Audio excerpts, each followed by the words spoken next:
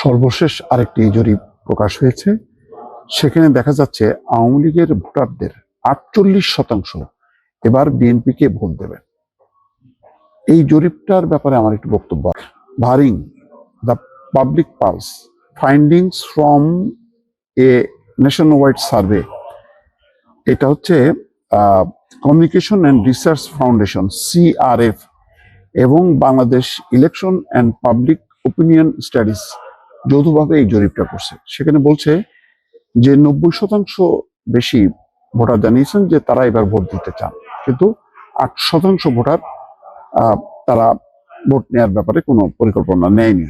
অন্যদিকে আগে যারা আওয়ামী লীগকে ভোট দিতেন, খেয়াল করেন, মানে বর্তমানে নিষিদ্ধ কার্যক্রম সেই আওয়ামী লীগের, তাদের মধ্যে 48.2% এবার বিএনপিকে ভোট দেবেন।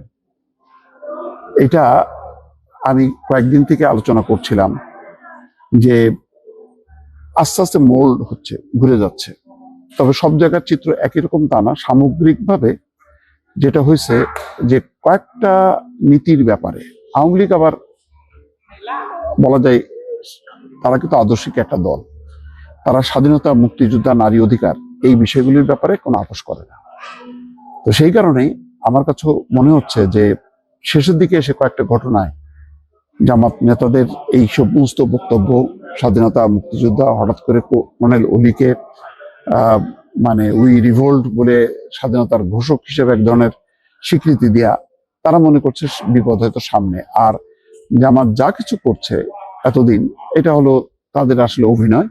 প্রকৃত রূপটা অনেকে দেখেনি, যেটা তারা শরিয়া আইন যেটা তারা কমিটেড যে তারা এটা বাস্তবায়ন করবে আজ হোক কাল হোক। এখন তারা গণতন্ত্র মেনে নিয়ে তারা ভোটটা চায়, পরবর্তীতে তারা তাদের শাসনটা চালাইতে চায়, এমন একটা বিষয় সামনে আসছে।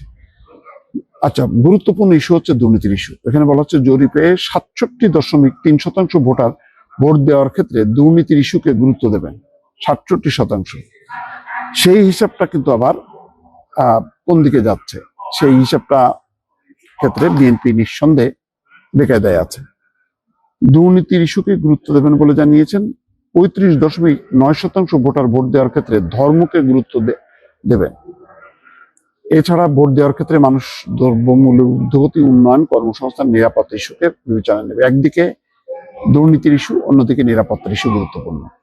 কারণ আপনি যাই করেন না কেন, আপনার যদি জীবন না থাকে, যেভাবে মব কালচার হচ্ছে, তাতে কিন্তু মানুষ আতঙ্কিত। সব মিলায় এবারের নির্বাচনে আসলে চিত্রটা খুব বেশ জটিল হচ্ছে।